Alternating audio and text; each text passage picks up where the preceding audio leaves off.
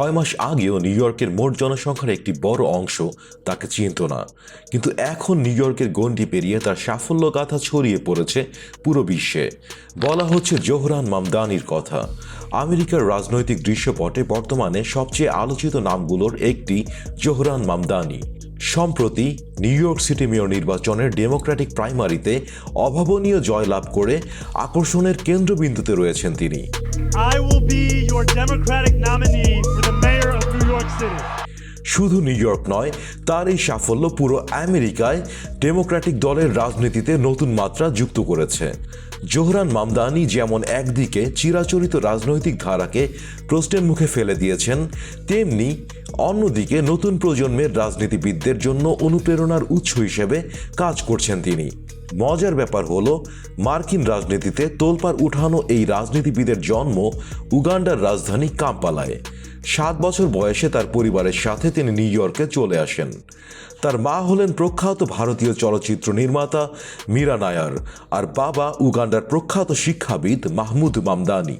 মীরা নায়ার বেশ কিছু দুর্দান্ত ছবি পরিচালনা করেছেন, আর মাহমুদ মামদানি আফ্রিকার ইতিহাস, রাজনীতি ও আন্তর্জাতিক সম্পর্ক নিয়ে বিশ্বনন্দিত লেখকদের একজন। নিউ ইয়র্কের Bronx high school of science এবং মেইনের বোডুইন কলেজে পড়াশোনা শেষ করার পর জোহরান মামদানি প্রাথমিকভাবে একজন হাউজিং কাউন্সিলর এবং হিপ হপ মিউজিশিয়ান হিসেবে কাজ করেন। মূলত এই সময়ই সরাসরি রাজনীতির সংস্পর্শে আসেন তিনি। নিম্ন আয়ের পরিবারগুলোকে সরকারি উচ্ছেদ থেকে রক্ষা করার তাগিদ থেকেই তিনি রাজনীতিকে পেশা হিসেবে নেয়ার প্রাথমিক অনুপ্রেরণা লাভ করেন। We deserve a mayor who fights for those of us who labor at every single hour of the day. সমাজের নিম্ন স্তরের মানুষের দুঃখ দুর্দশা তার রাজনৈতিক দর্শনকে গভীরভাবে প্রভাবিত করেছে। জোহরান মামদানির আনুষ্ঠানিক রাজনৈতিক যাত্রা শুরু হয় খাদের এল ইয়াতিম এবং রজ পারকানের নির্বাচনী প্রচারণার ম্যানেজার হিসেবে। 2020 সালে তিনি নিউ ইয়র্ক স্টেট অ্যাসেম্বলির সদস্য নির্বাচিত হন। তার রাজনৈতিক জীবনে এটি ছিল এক দিক পরিবর্তনকারী ঘটনা। তিনি 4 মেয়াদে দায়িত্ব পালন করা আরাভেলা সিমোটাসকে পরাজিত করে চমক সৃষ্টি করেন সেবার। 2022 এবং 2024 সালেও তিনি বিনা প্রতিদ্বন্দ্বিতায় পুনরায় নির্বাচিত হন। অ্যাসেম্বলির সদস্য হিসেবে দায়িত্ব পালন করতে গিয়ে তিনি আবাসন এবং পরিবহন সংস্কারের উপর বিশেষ জোর দেন। তিনি নিউ ইয়র্ক সিটির 5টি বাস রুটে 1 বছরের জন্য ভাড়ামুক্ত পাইলট প্রোগ্রাম চালু করেন। We, my friends, are going to win the city we deserve. And it's going to be one we can afford. যা জনপরিবহনকে আরও সহজলভ্য করার ক্ষেত্রে একটি গুরুত্বপূর্ণ পদক্ষেপ হিসেবে বিবেচিত। তবে জোহরান মামদানির রাজনৈতিক জীবনের সবচেয়ে বড় মোড় দেখা গিয়েছে 2025 সালে নিউ ইয়র্ক সিটি মেয়র নির্বাচনের ডেমোক্র্যাটিক প্রাইমারিতে। এই প্রাইমারিতে তিনি সাবেক গভর্নর অ্যান্ড্রু কুয়োমোকে পরাজিত করেন এবং ডেমোক্র্যাটিক পার্টির মেয়র প্রার্থী হিসেবে মনোনীত হন।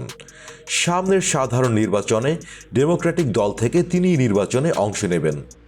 প্রাইমারি নির্বাচনের জরিপগুলোতে কুয়োমো উল্লেখযোগ্য ব্যবধানে এগিয়ে থাকলেও সবাইকে অবাক করে দিয়ে মামদানি বিজয়ী হয়ে সাড়া ফেলে দেন।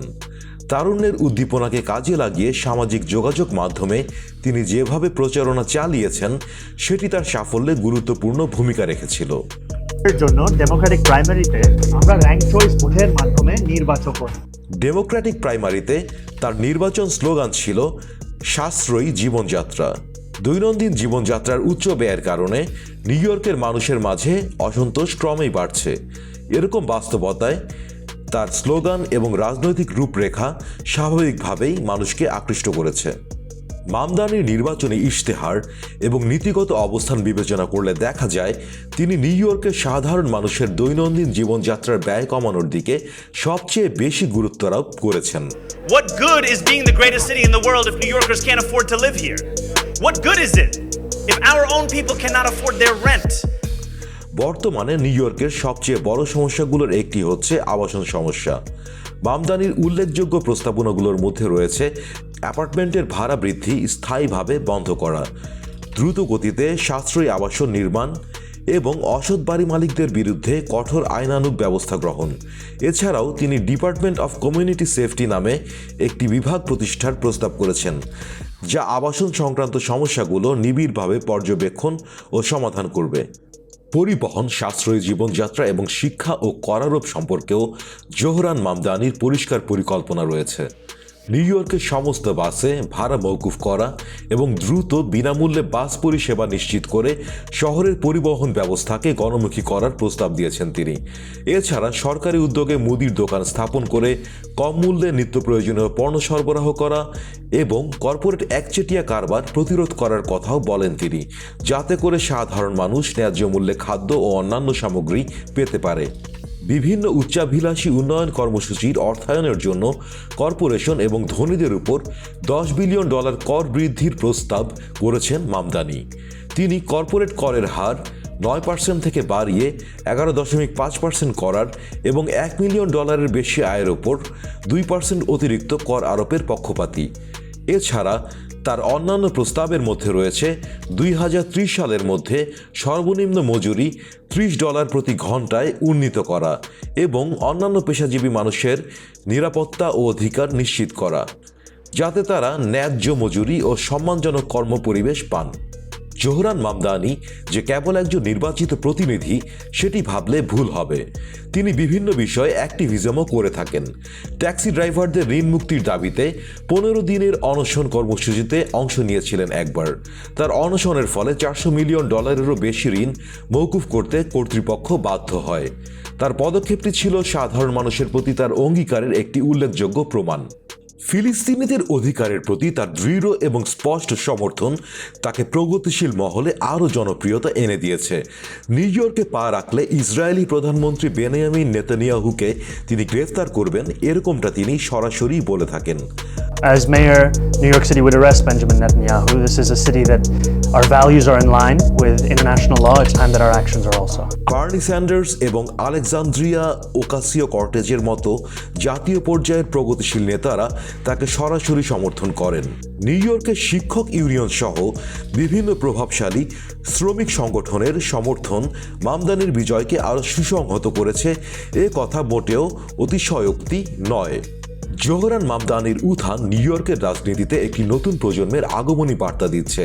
তার সাহসী এবং প্রগতিশীল নীতিগুলো যদি সফল হয়, তবে সামনের দিনগুলোতে এর প্রভাব পড়তে পারে পুরো বিশ্ব রাজনীতিতে। তার রাজনৈতিক যাত্রায় যেভাবে নিউ ইয়র্কের সাধারণ মানুষের আকাঙ্ক্ষার প্রতিফলন হচ্ছে, তাতে তার জনসমর্থন ক্রমাগতভাবে বৃদ্ধি পাওয়াই স্বাভাবিক। নিউ ইয়র্কের অধিবাসীরা একটি সাশ্রয়ী, নিরাপদ এবং সকলের জন্য সমান সুযোগের শহর দেখতে চায় অনেক দিন ধরেই। ট্রাম্প এবং রিপাবলিকান দলের উগ্র জাতীয়তাবাদী রক্ষণশীল রাজনীতির বিভিন্ন নীতির ফলে তারা বিভিন্ন দিক থেকে ভোগান্তির মধ্যে রয়েছে। মামদানির এই উত্থান কেবল একটি নিছক নির্বাচনী বিজয় নয়, বরং এটি একটি বৃহত্তর সামাজিক ও রাজনৈতিক পরিবর্তনের ইঙ্গিতবাহী ঘটনা।